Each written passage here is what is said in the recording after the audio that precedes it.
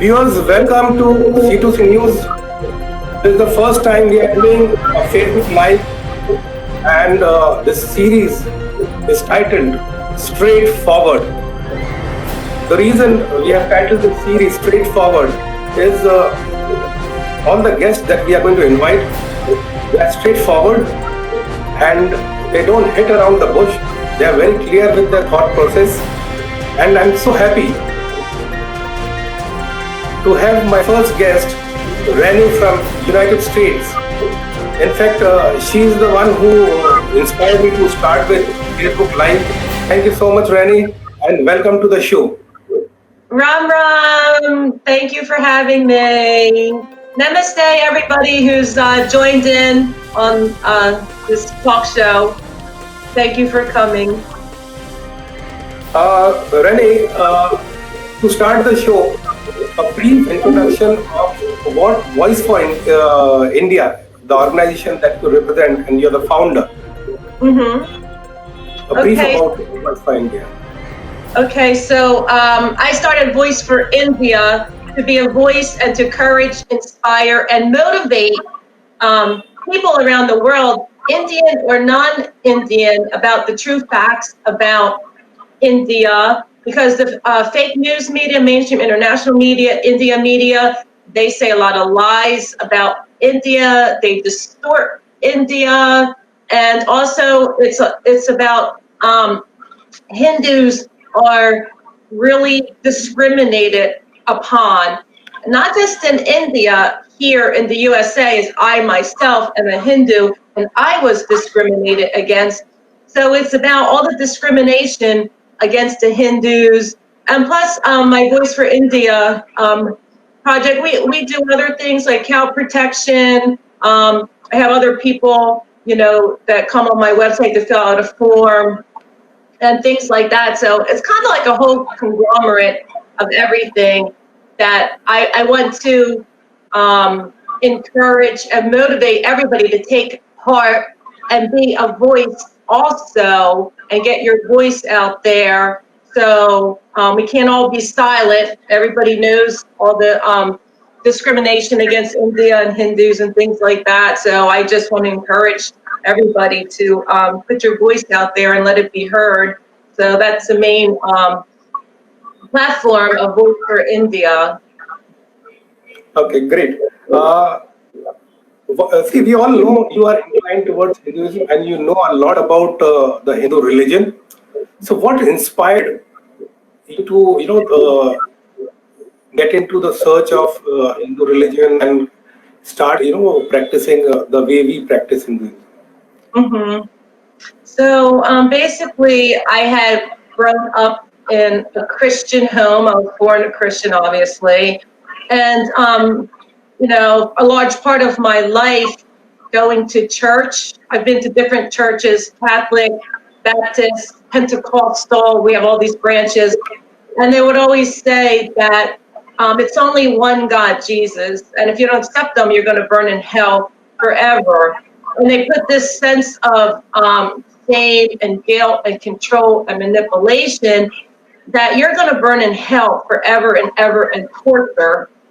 So I went on this search for the truth, and because I found it hard to believe that that would mean the whole entire world's going to go to hell. The whole entire world's going to go to hell. Even if someone never even heard the name Jesus, say in some remote village somewhere. So to me, it just didn't seem logical or practical. And I believe in God and the universe. I'm a big fan of law of attraction. It really is true. So I believe, there's different paths to lead to God. So, and I started searching about Hinduism. I started learning about Indian philosophy and yoga and meditation. And then my first trip to India back in 2009, I was just blown away by the country and the people, the hospitality. So that's when I started embarking on, well, actually I was learning more, and I was a Hindu and a vegetarian before my first trip to India in 2009. So And it's very practical. When I was learning about Hinduism, practical and logical, and it made sense. And even here, the pastors and the Christian books that you read, they would say that, oh, Hinduism is demonic. Don't go near the temples. Don't go near it. It's demonic. That the Hindus are born demonic.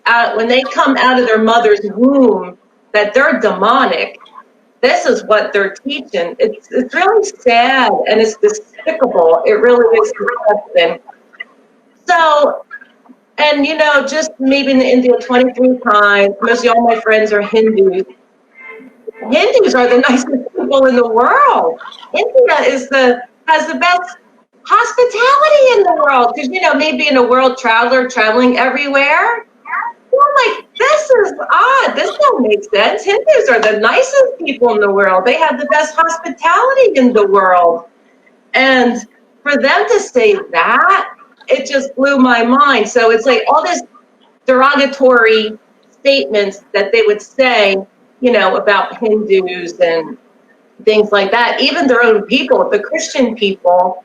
So they would even ridicule the Christians, like people like me.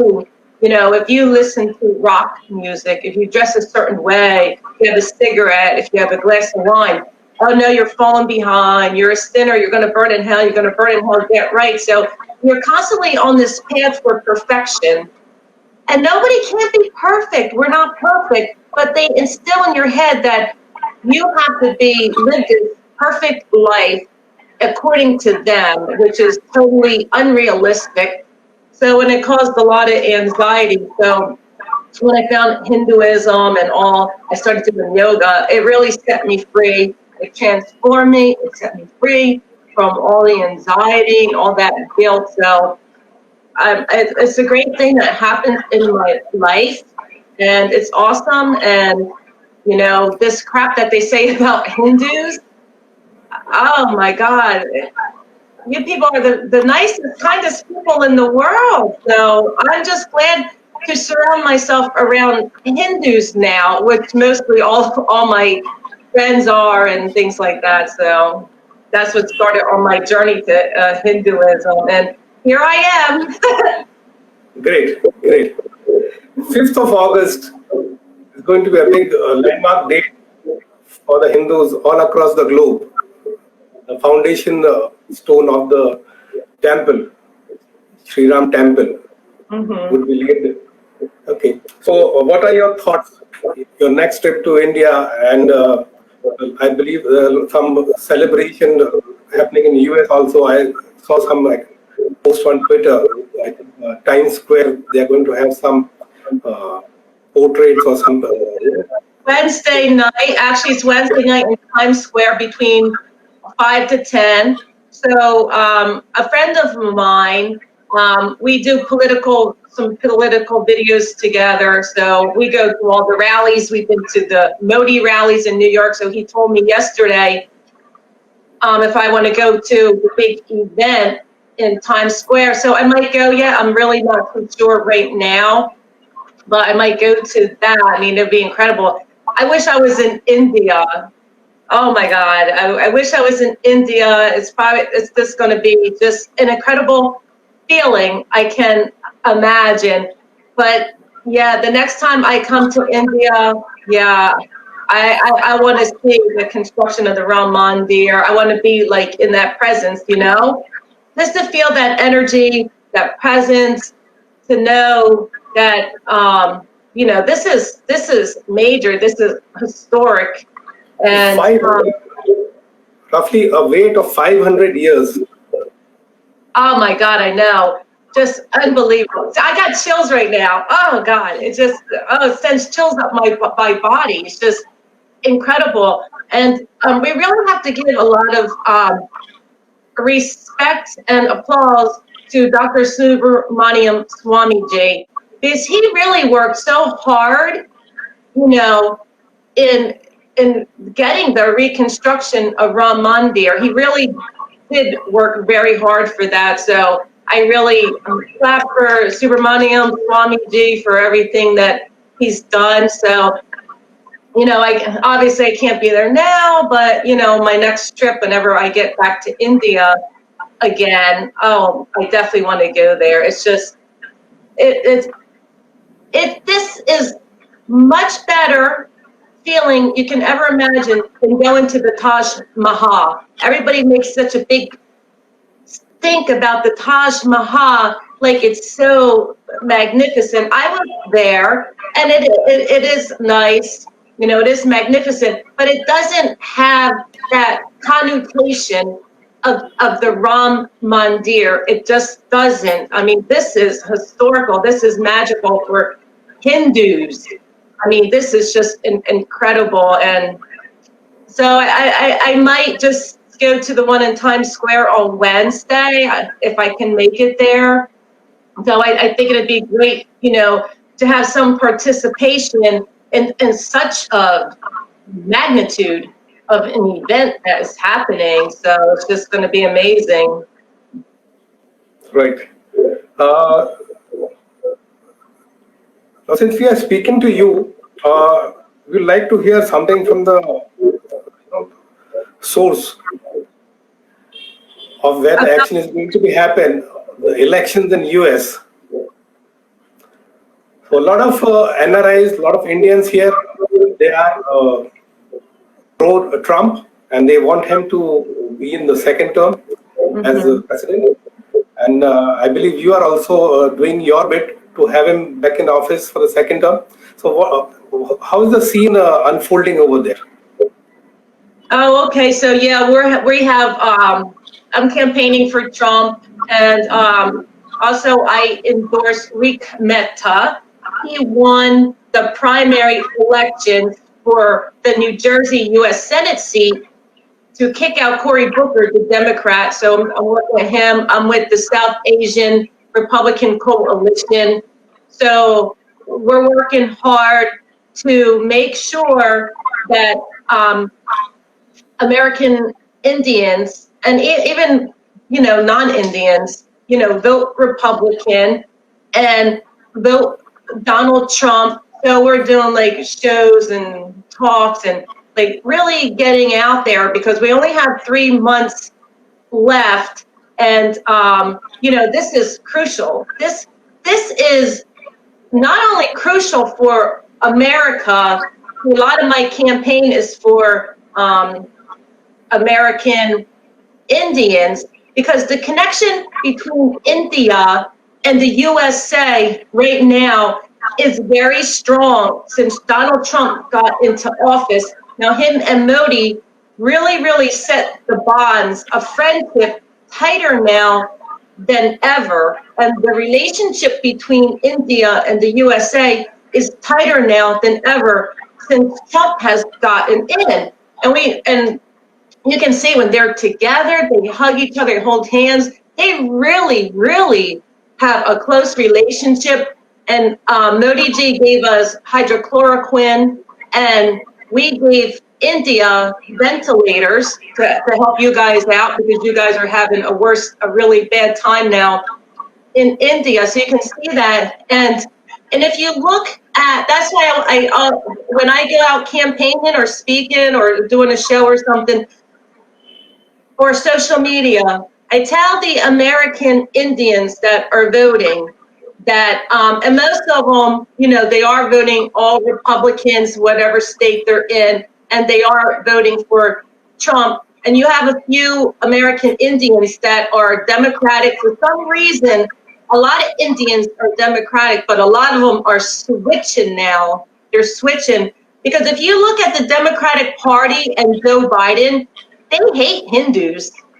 They're anti-India, anti-Hindu, and anti-Modi. Now, they're always attacking Narendra Modi ji. When the Citizenship Amendment Act came out, they're over here protesting against it. There's these cities over here that are revolting against the Citizenship Amendment Act. They're putting out there in all the universities, brainwashing the American Indian students here that India has changed since Modi became the prime minister. So they're doing massive brainwashing to the American Indians here. They're saying Modi is a racist and Modi is a fascist because of the Citizenship Amendment Act, which blows my mind because discriminating against what? Hindus and Christians and Jews being slaughtered? They're in a primarily Islamic country. The bill isn't discriminating against Muslims at all. They are in their majority, but they are slaughtering the Hindus and the Christians. Just look at Pakistan. How many Christians and Hindus are left in Pakistan? Practically none. And look at the Hindu temples from 1950, right, to now. There's only, what, 20 standing, or I think maybe less than that. So this is a really big issue. And then just every time when Modi comes out with a legislation, there's another one. I think it was the National Registry Citizenship. The Democrats and Joe Biden, they're attacking that. And there's some other legislation that the Democrats and Joe Biden are always against India, against Modi. So, you know, when you vote for these people, you're voting against your country. You're voting for more catastrophe to happen with your country, because I'll tell you why, if any of them are listening to me. These people are pro-China and pro-Pakistan, okay? They are. They're not going to stick up for Hindus. They haven't. You can see it right now in the last 3 years, how they're totally against Modi and India. You can see it where Trump, he supports the Hindus so much, and you don't see him sleeping with Pakistan like Obama did, sleeping with China like Obama did. Obama gave billions of dollars to Pakistan for what? The terror hub of the world, and you're giving them $3 billion a year? Are you out of your mind? Now these people attack the Hindus, but Trump stopped that. Trump practically eradicated ISIS. He killed Soleimani, steal the great work that Trump is doing to stop radical Islamic terrorism. But Joe Biden, the Democrats, they won't say Islamic radical terrorism because they say that you're attacking Islam. No, it's not. It's true. It's called radical Islamic terrorism. Trump says it. He don't care.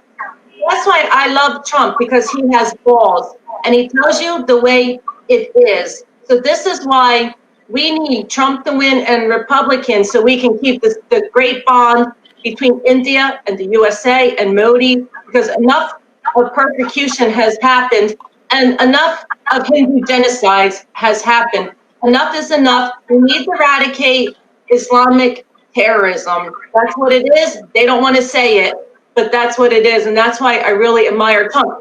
Now, in comparison, when Trump got elected, the Joe Biden, all the Democrats, now we have something here right now in America, that Trump is racist, that Trump is a fascist. You see how the liberals, fake media, when Modi was elected, he's a fascist, he's a racist, because the liberals and the fake news media hates Modi. I mean, yeah, and the fake news here and the liberals hate Trump. So he's a racist and he's a fascist. See how these people work? They only want all the liberals in here, the leftists, the Democrats. So two different countries, same scenario, what's going on. And I'll tell you what, Trump's going to win. He is going to win. First of all, it's prophesied by the gurus in India, it's prophesied by the Christian prophets here. And it's true. He is going to win, because we have a silent majority here. It's called silent majority because a lot of people don't want to come out and say they're voting for Trump, because people are getting beat up. People wear a Trump shirt, they're beating them up. I had a Trump sign outside my house. Some lady kept coming by, ripping my Trump sign. So a lot of people aren't saying nothing. They're just being quiet, but behind the scenes, they're going to vote for Trump. I wouldn't doubt if he's going to win by a landslide. Now we have to worry. See, the Democrats are running scared. They know Trump's going to win. So now, because of the coronavirus, they're pushing vote by mail. Because they know if we vote by mail, there's going to be so much corruption. That's why they're pushing it.